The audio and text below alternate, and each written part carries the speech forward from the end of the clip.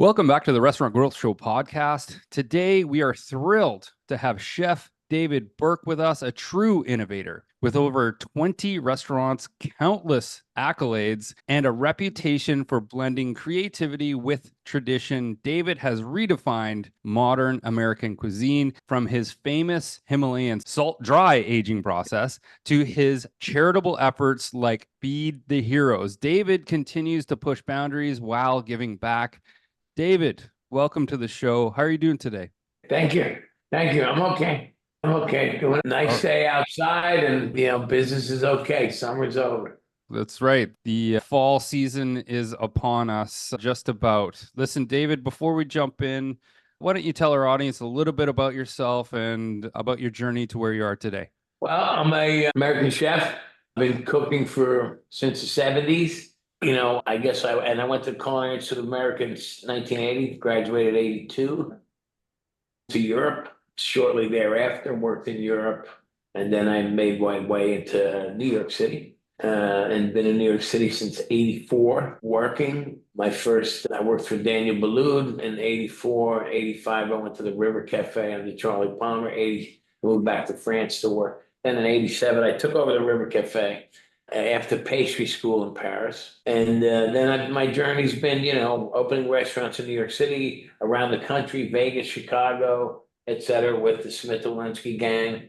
And then breaking off on my own in 03, opening David Burke and Donatello and a string of other restaurants, which has led me to where I am somewhat today, with a few roadblocks along the way, a few hiccups here, a couple of great successes, and a couple of things that weren't so good. So, that's the restaurant business. I've authored a couple of books, won a bunch of awards, represented the United States in the Culinary Olympics in 88 in Tokyo. Been on the TV networks and all that. And I've got a doctorate from Johnson and Wales a couple of years ago. So I've kind of done what I guess modern day American celebrity chef should have done, or is supposed to do, not knowing what a celebrity chef was. It's not like myself and people my age and the chefs that are in my generation, we never set out to be celebrities or household names. We were just wanted to be great chefs. And, the business changed quite a bit. And we were happy to be on that surfboard, riding that wave for those that could stay on the surfboard and get through this rough ride of a business. So still doing it.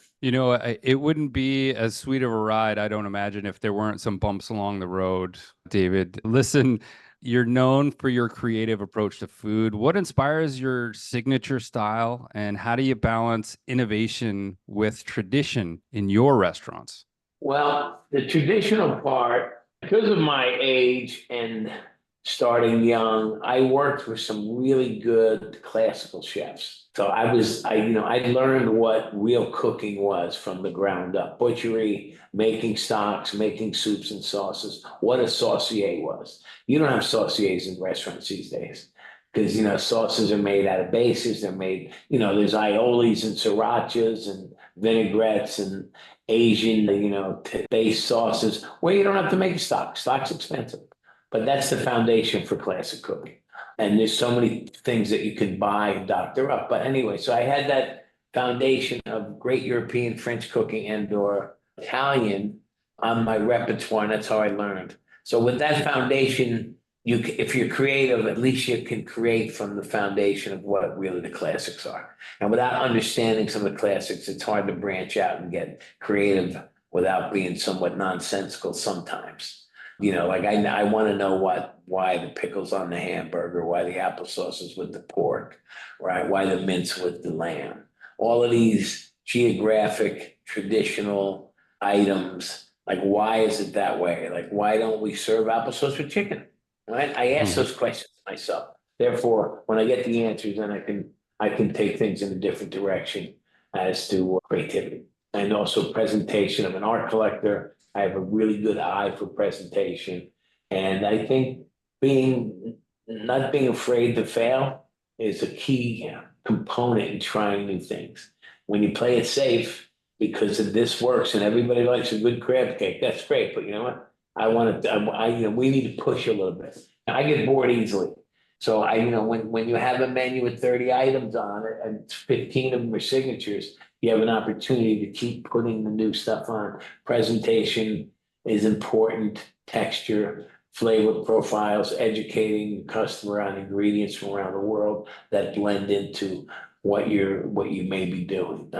So somewhat educate them, like introduce mustard oil, introduce red lentils, introduce Job's tears, introduce different things and be in the forefront of, the trend instead of following it. And that's something that, we got at the River Cafe as a young chef. People were waiting to see, well, what is he going to do? Now, sometimes we get slammed for it by a critic who didn't understand where we're coming from, but that's a chance you take. And then sometimes, who's going to hang bacon from a clothesline iron? Who's going to be, who's going to, so we'll take that chance, and if it hits, it hits, Michael Jordan missed a lot of shots, right? But nobody talks about the shots he missed. So that's kind of the approach. Well, yeah, I think Wayne Gretzky said that you miss 100% of the shots you don't take. This is correct. Your art form, obviously the plate truly is a blank canvas, and you are displaying your creative endeavors. So, congratulations to you, sir, Jose. I think it's very inspiring. Even as an entrepreneur, I definitely that a lot of what you said resonates with the entrepreneurial spirit. So hats off to you. Thank you. Thank you. Now, you've expanded your restaurant footprint during the pandemic, a time where everyone struggled. What drove you to keep and how? What drove you to keep pushing forward, and what have you learned from that experience? Well, main reasons I expanded during the pandemic. Number one reason was fear, complete fear of being out of business. So I was like, we're not going to sit here behind closed doors and wilt. The other reason is I had just got signed 2 deals in Saudi Arabia, and they paid me up front. So I had money. I had some money to keep my salaried employees and keep people employed at a full rate. And we had some money to go out and take a couple things. So even though we were paid in advance, those were getting built. So we had a little bit of seed money, a little PPP money. Once that came in, that kept my people employed, my partners, and my key executives. And the opportunities came. One of the things I said to some of our partners were like, they said, well, if we finish this project and open, people aren't eating out, right? With the 6 footness. I said, well, listen, I won't take my fee and you don't charge me rent. Let's open. That way the staff is trained, they're working, we practice. And when the pandemic lifts, we're in good, smooth sailing. We did that on 2 occasions, 2 different projects. And the landlords and developers were like, okay, smart. We're not paying you, you're not paying rent, but we have our employees and we're not going to lose them. And we're paying the bills. So we were ringing the register and getting our practice, and nobody made money, but we didn't get hurt. And then when the pandemic got lifted, we put our foot on the gas and we were ready. It was a smart move. Very, very smart and very strategic. Well thought. Well thought. I think that the fear can be a motivation as long as you can shift it into inspiration, right? Yes. But yeah, fear is, it seems like a long time ago, but it wasn't. But on that lockdown day, I won't forget that day. There was a lot of, especially for restaurants, because, there was almost a feeling that restaurants were the cause of the problem. I felt like the media was like blaming it on the restaurants. Like the restaurants aren't the only place that can spread COVID. We had nothing, it wasn't a foodborne illness, but the restaurant, it was all about the restaurants, right? Liquor stores stayed open, stores stayed open, elevators were open, buses were running, but no restaurants. That's another story. Yeah, definitely an unfair sort of light shone on the restaurant industry. I agree. Listen, switching gears a little bit here, David, your Himalayan salt dry aging process is one of the most famous innovations. Can you tell us a little bit about that idea, how it came about, and what makes it so special? Well, I had a Himalayan salt brick brought to my desk one day by one of my lawyers who was kind of creative, and she was representing me on a couple projects. And she said, somebody sent me this to the corporate office and said, you would be able to figure out what to do it. This is 94. And I kept it on my desk for like a year, and it was a brick of salt. And I kept using it as a paperweight, really. I kept looking at it, and then we heated it up and we put some kebabs on it and we did a little sashimi on it. And anyway, I had created this diet product called Flavor Spray Diet, which was a fat-free, cow-free, diabetic-friendly flavored water in a bottle. And we had a dry aging box on the restaurant there, so we dry aged our own meat. And I went to the food scientist. I had an office in a food flavor house in New Jersey called Mannheimer. And I worked with Firmenich, another flavor house. So I was developing these flavors for my cake pops that I invented about that time and putting in artificial natural flavors into certain products. I was consulting for Lipton Tea and making salad dressings. So I was in this food chemistry world. And I said to the food chemist, can you get me a dry age powder? I want to give you some dry aged meat. You're going to break it down. What they do is like when they get a strawberry, they analyze it. They break it down into the atoms and molecules and enzymes, and they come up with like an extract. So I wanted that for dry aged meat. So I would be able to spray dry aged flavor on a filet mignon or on another steak that maybe wasn't aged, but at least had the funk. He came back to me about 4 months later and he brought me the powder that was made from the analysis of the 320 flavor profiles that were in dry aged meat. He said to me, he goes, the dry aged meat, probably the most complex thing I ever analyzed for flavor. I said, interesting. He goes, there's 300 something flavors, because there's wet meat, wet muscle, wet fat, there's dry aged, there's bone, there's cartilage, there's water, there's sugar, there's amino acids, all this stuff. He listed, and he goes, but the number one flavor of the dry aged meat that you gave me is cardboard. And I said, what? And he says, cardboard. He said, that's the number one flavor that came out in our profile, our analysis. I said, I'll be damned. That's weird, right? And I just didn't believe him. I didn't really think that much about it. I'm like, wow. And I said, well, it didn't really work anyway. It didn't taste like it. And then I went back to the meat box. I was sitting on my desk and I went and looked in the meat box and I looked on the floor of the walk-in of the meat box and it was filled with cardboard boxes to absorb the blood and the fat and the drippings. And then I said, well, if the meat got absorbed by the cardboard, it would absorb the salt. So that's where that idea was born. And then we did experiment after experiment with the salt, and we opened the number one steakhouse in Chicago called Prime House by David Burke, and we had the salt wall. We bought a bull, and the rest was history. We got a patent a couple of years later on that technique and that design, and I was very proud of that. But again, if I didn't have the salt on my desk and someone didn't give me something to try and create something from it, being an innovator, I wouldn't have really been able to get to that. And honestly, it happened because I was trying to create something else. So sometimes one thing leads to another, because I was ambitious enough to try and find the dry aged powder, this one experiment leads to another, similar to what happened to me on TV this morning. My chef, he forgot to bring a steak on this beautiful dish I wanted to do, but we had a bison short rib. So I used the bison short rib on that board with this other presentation. I'm like, it's even better. So that mistake led to a more economical, better dish that will sell twice as much. And I can, so I can sell it now. A short rib's a lot less expensive than a ribeye. So now I could sell that dish with this beautiful presentation for $54 or $52 instead of $70, which means more people will see it. So again, sometimes you take a mistake here or there or an aha and it turns into something else. So that's how the salt patent came, and that's been copied, quite frankly, all over the world. Yeah, absolutely. I did get a patent on it, but I can't enforce the patent because I'm not that rich. I got to say, you got to be lucky to be good and good to be lucky with stuff like that, right? Right. Well, but you certainly got to be playing. You got to be in the game. You got to be in the game. Exactly. You got to be thinking about it. And I'm very cerebral when it comes to an idea. Like I won't stop thinking about something until I got it right. I'm writing a new menu, and I'm carrying this thing around for 2 weeks, checking things off until, it's like sculpting.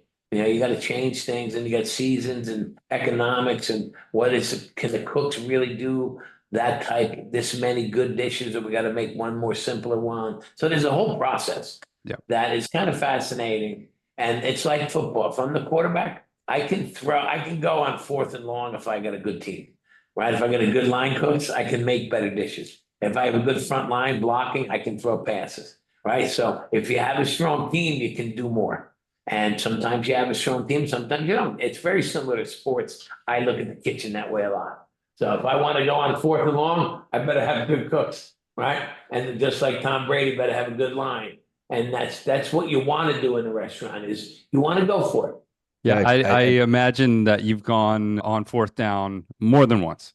Yes, yeah, this is true. This is true. Taking chances is kind of where you get that fear also, that energy, the adrenaline. And that's what excites me. You know, there's a winning attitude even when you make a dish or you write a menu.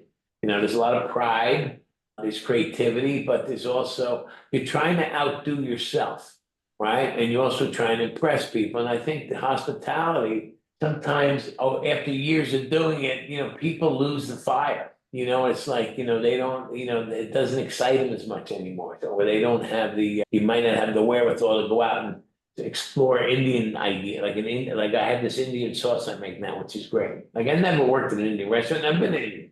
But, you know, you eat out, you like something, you start researching like a butter chicken, a tikka masala sauce, and then I can kind of break it down and turn it into a finer version of it to serve with a piece of fish instead of chicken. And people are like, man, and I love it because our palates change too. The American palate is looking for spice, and it wasn't looking for spice in the 70s. You know, not at least not my generation. I grew up with, you know, salt and pepper was our seasoning, right? Not jalapenos, right? Not sriracha, not wasabi, not ginger. But now, you know, when I eat something without that, like I need kicks now, you know, to wake your palate up. A lot of it has to do with the Latin influence. That like salsa outsells ketchup in certain parts of the country, but salsa has that's a great umami bomb.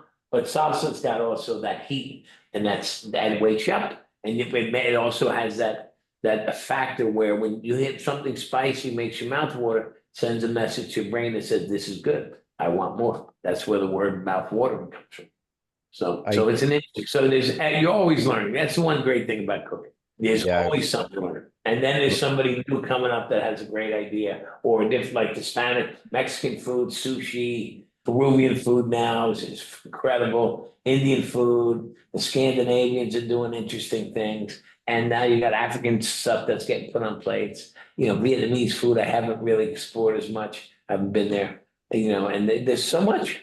You know, like, you know, then you start with the beauty of American food is we're allowed to adopt some of these things and put it on a plate but all goes back to, does it make sense from a classical standpoint, right? Is it balanced? Is it seasonal? Is it taste good? Is it have digestive properties? Is it pretty? Does it cut well? Does it make money? Does it make your customer happy? And is it popular enough for them to try? All the chefs want to sell quail. We all want to sell sweetbreads. We all want to sell the weird stuff, but our customer doesn't want to eat it. So that's why you don't see rabbit on menus. You don't see venison on menus, you know, unless you're in a specialty restaurant, and calf's liver, which is delicious.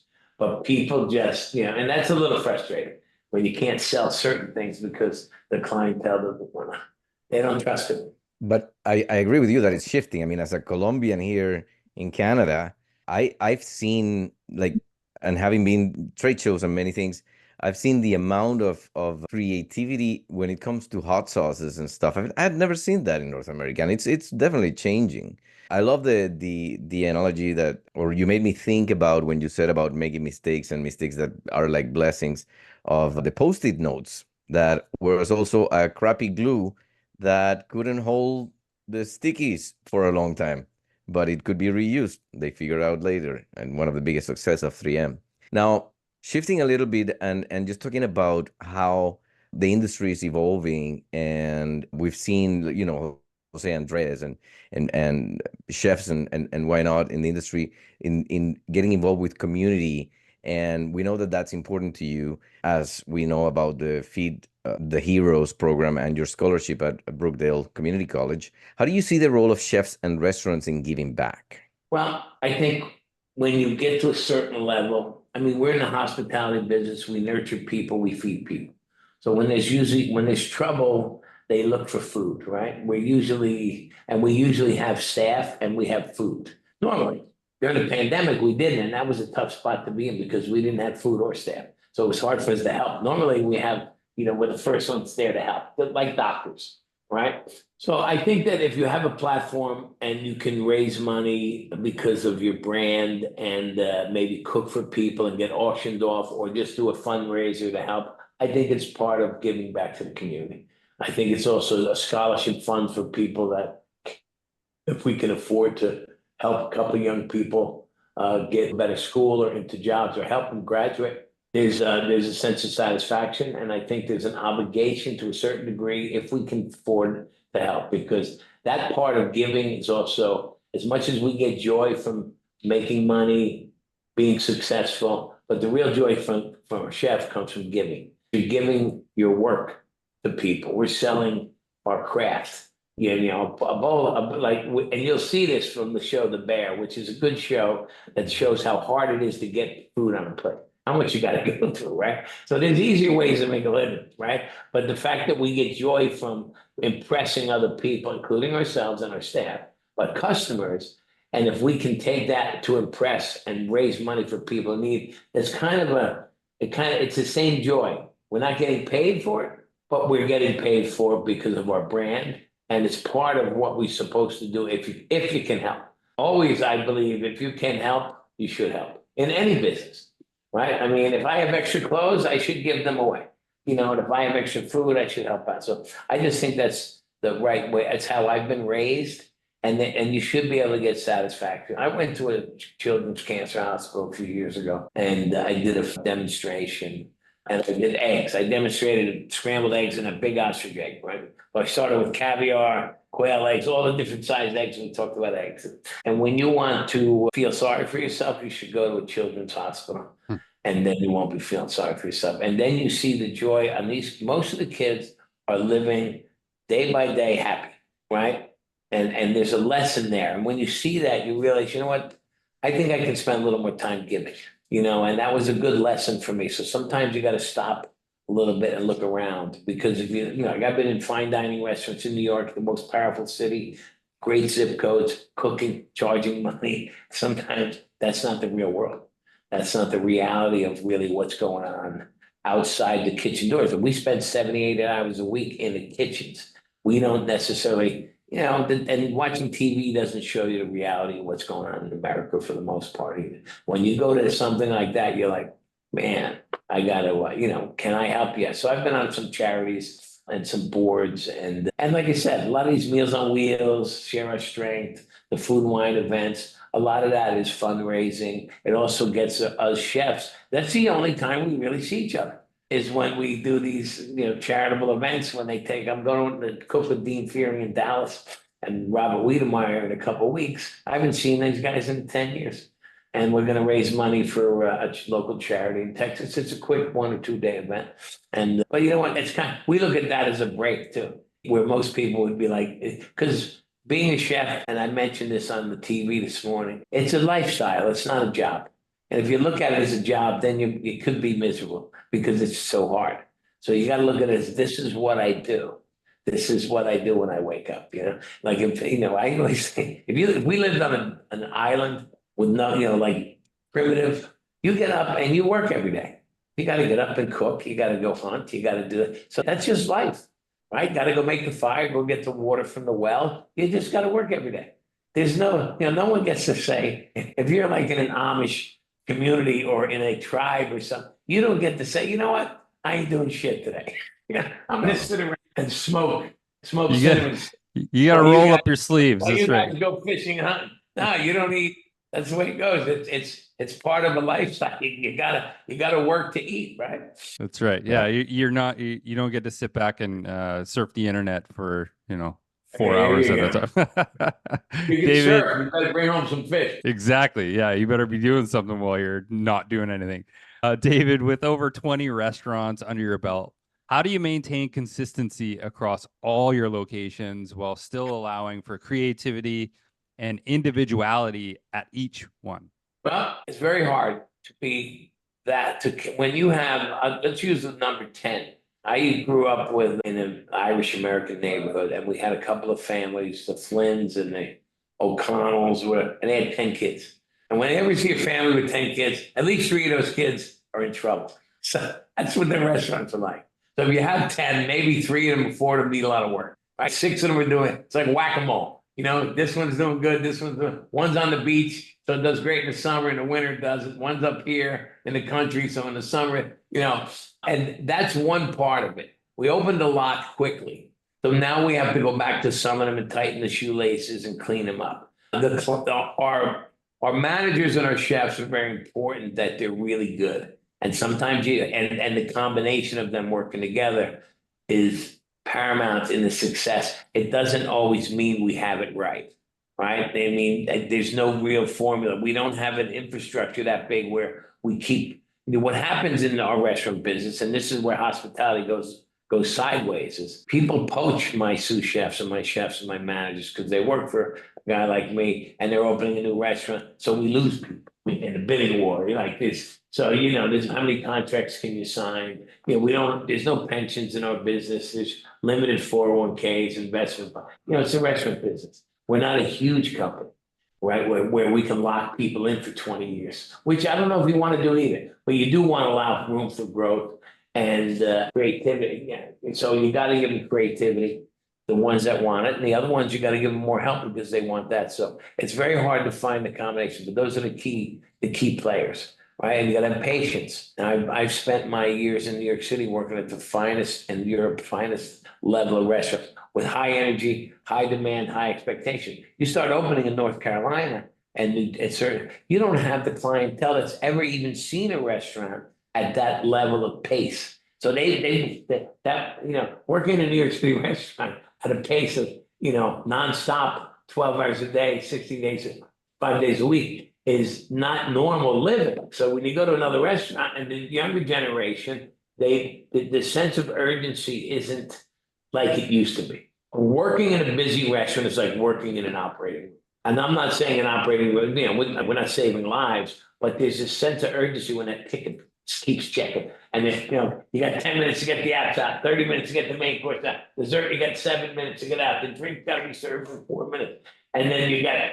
And it's like boom, boom, boom, boom, boom, right? And the chef's yelling, the waitress yelling, the dishwasher's making noise, the computer's screaming. And there's it's intense. It's intense. But how do we maintain? We work hard. And we read reviews, we answer reviews, we market, we hold people accountable. Yes, there's room for error. There's lots of room for error. There's also room for improvement. And it'll always be that way. The best restaurants in the world don't get to sit back and rest on their laurels because you won't be the best. Because there's too much room for error, because there's too much human contact, and it's very personal what people put in their mouth and eat and drink. And everyone's an expert these days on what it is. Right? Sometimes, especially a Caesar salad or crab cake or creme brulee, the more familiar a cuisine is, the bigger the critic. If I open a restaurant with an unknown cuisine, people really can't criticize it because they don't know what it's supposed to be, right? So if you open a Cambodian restaurant and it's doing some innovative food, you don't really, if it tastes good and looks good and the price good, hey, it's pretty good, but you don't know if it's authentic. Well, so you have a little bit more wiggle. Like, I don't know, right. Like, Jose, you don't know.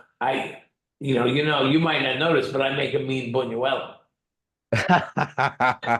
You got my heart there.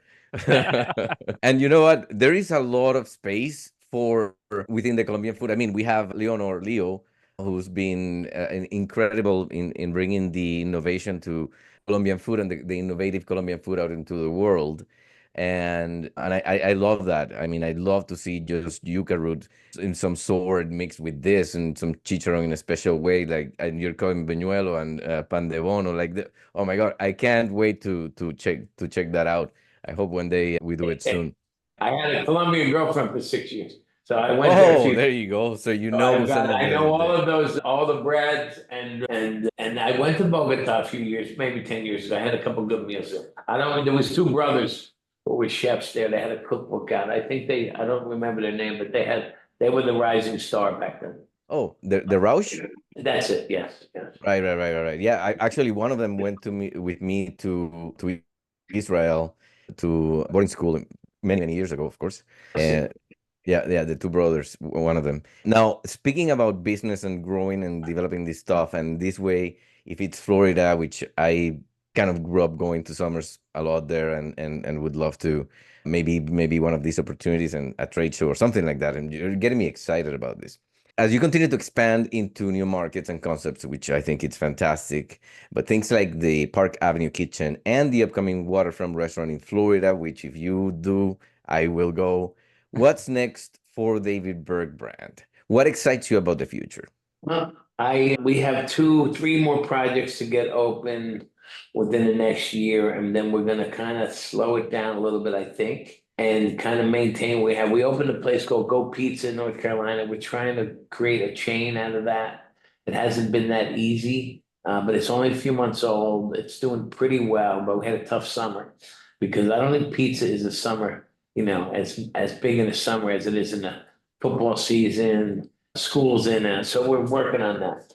The Florida concept is going to be big. And so we have another one in Jersey. I want to run hotels, a little like inns. I want to get into the hotel management business a little bit. But I really, and within the hotel or small inn projects, I'd like to start an apprenticeship program, cooking school, like the old fashioned one. We get 10 students, they can live in the hotel or somewhere around it and they work for you. And we give them some sort of degree.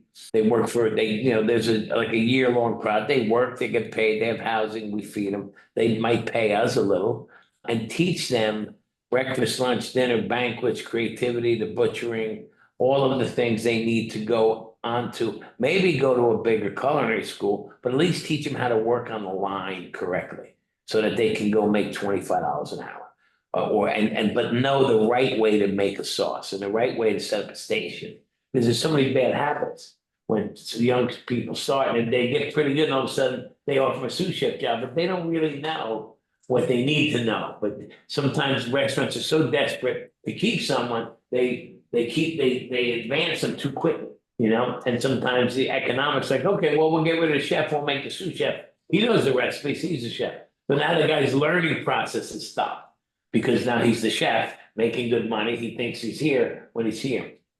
He or she, sorry. And so I think a good culinary school that people can come back and work and keep advanced. And if you give them housing and you get them to work at the right price, it'll help the restaurant because our payroll will get lower. You got to have the extra rooms. And you can do this, if you can get this concept developed, you can sell it to a Marriott. You could sell this concept where we're a hotel group that has rooms. Say, listen, we need 6 rooms. You're going to get 12 students, right? We don't have to pay them, but we house them, which normally some of them will have extra rooms. And all of a sudden, not only that, you try to get them into your system. They already spent a year with us. They like what we do. Now we have 6 of them, are good ones. They get to stay within our company. So you got your own, what do you call, farm team, your own training system. And some of them go somewhere else, maybe they come back. But at least there's a process in which you're looking toward the future to develop your own talent. That's exciting. Good idea. Very good idea. Incredible. Incredible. Listen, we are running a little bit long on time here, David. Now's your time to plug away. Where can young chefs connect with you? Where can someone reach out to you and talk to you about becoming a chef or improve on their career? Where's the best place to get a hold of you? I think that, well, my davidburke.com or at Chef David Burke on Instagram, I usually answer stuff, especially when people ask about advice. Mm-hmm. And sometimes I don't give them the right advice. Sometimes I tell them, listen, you need to really understand what you're getting into here. This is a lifetime commitment. This is like, if you're going to spend 3 years learning or 4 years, well, you got to understand you're giving up weekends, holidays, nights, personal activities, and you're going to have to give a lot to get good. You got to give a lot. And then you got to keep giving because that's what a chef does. You produce, right? You produce. And then you got to give your knowledge. You got to give your entrepreneurial spirit. You got to give your advice, and that's good if you're the giving type of person. Some people get joy from that. But you can reach me there. You can reach me in any of my restaurants. You could, I'm an open book. I like to help people, especially in this business. I have a lot of knowledge, so I like to teach as well, and be honest about the pros and cons of this business. And there was a lot of pros and there's a lot of cons. So it takes a certain type of person to succeed at a certain level in this restaurant, whether it's male or female. And there's all kinds of avenues too. But and it's one thing. The beauty of it is you're dealing with live product. You're dealing with things that change. You're dealing with delicious and beauty and organic if you want.